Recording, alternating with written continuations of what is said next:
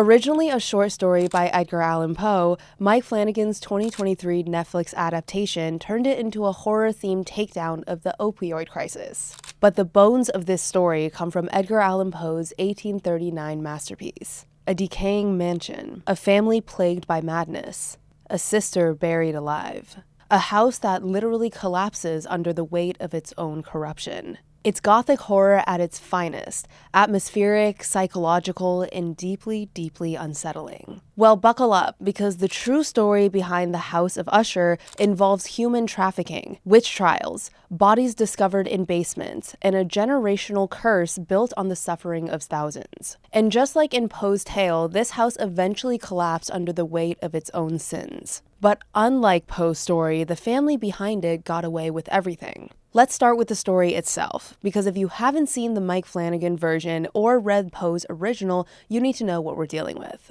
In Flanagan's 2023 Netflix series, Roderick Usher is a pharmaceutical billionaire. He and his twin sister, Madeline, built an empire called Fortunato Pharmaceuticals by selling a highly addictive painkiller called Ligodone. They got rich by lying, telling doctors the drug was safe and non-addictive, a miracle cure for pain. And when people inevitably got hooked and started dying, they blamed the victims. But in the end, the Ushers themselves paid the ultimate price. The show opens with all 6 of Roderick's children dead, gone within a single week. Over 8 episodes, we learn how each one died. Gruesome, supernatural deaths that feel like cosmic punishment. Poe's 1839 version hits the same notes, just in a different key. An unnamed narrator visits his childhood friend Roderick Usher at the family estate. Roderick and his sister Madeline are both mysteriously sick, and it's not just them. The house itself seems diseased. There's a crack running down the facade, everything's decaying, the whole place feels wrong. And when Madeline appears to die, she's entombed in the basement. But she's not dead after all. She was buried alive. So she claws her way out and confronts her brother in a final horrifying scene.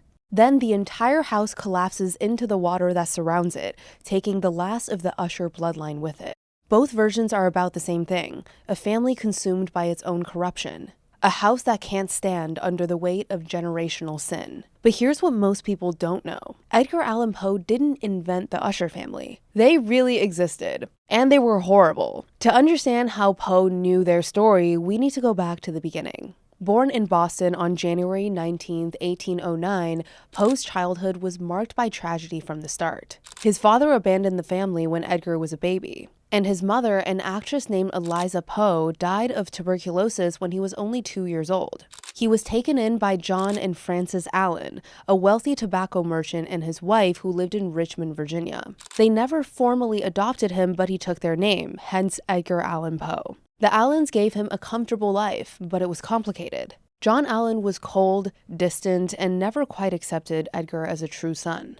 There was always that sense of being an outsider looking in on wealth and respectability. And maybe that's what made Poe so good at seeing through the facade of wealthy families. He knew what it was like to live among them without feeling like he truly belonged. In 1827, Poe moved back to Boston. When he sat down to write The Fall of the House of Usher 12 years later, Poe used a name that was already synonymous with New England opulence. The Usher family were successful merchants, respected, connected, and profitable. Their mansion on Boston's Tremont Street had a notorious reputation throughout New England. Their house was old and crumbling. It's the type of house that kids dare each other to run past. The building that makes people cross the street rather than walk in front of it. Dark stone, windows that seem to watch you as you pass. And when the Usher mansion was finally demolished in 1830, people realized it contained something more horrible than they'd ever imagined. As workers cleared the basement, they supposedly made a grisly discovery. 2 bodies locked in a sickening embrace. Skeletal remains intertwined as if they died holding each other or fighting each other. Now, whether this actually happened or was just another urban legend, that's debatable. But it's not hard to imagine these stories circulating and becoming a part of the dark mythology surrounding the Usher name. Because the real horror of the Usher house didn't start in 1830. It started over 150 years earlier, in 1679, with a desperate merchant named John Usher,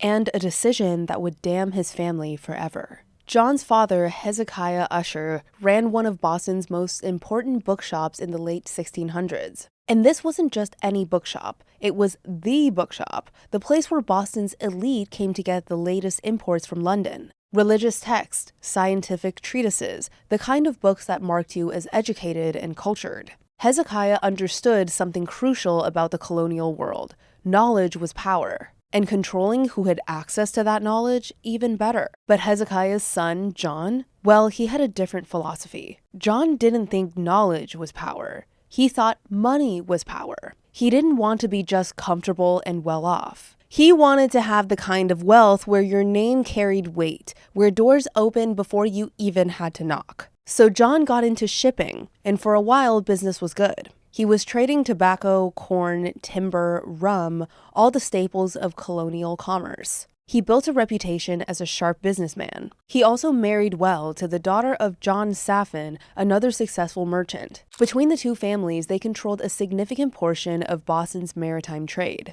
Everything was going according to plan, but in 1679, it all went wrong.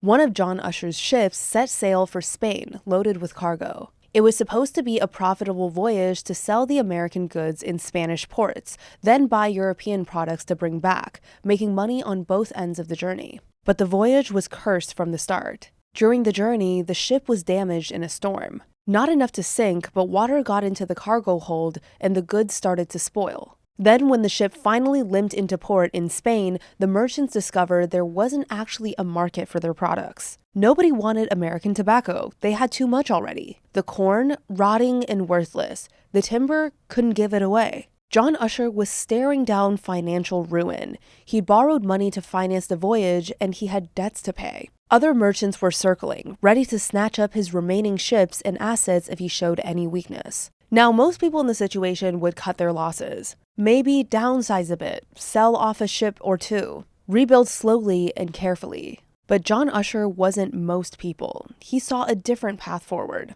a darker path. If you're brave enough, subscribe now. Just search for @CrimeHouse Studios on YouTube. And remember, reality is the real horror.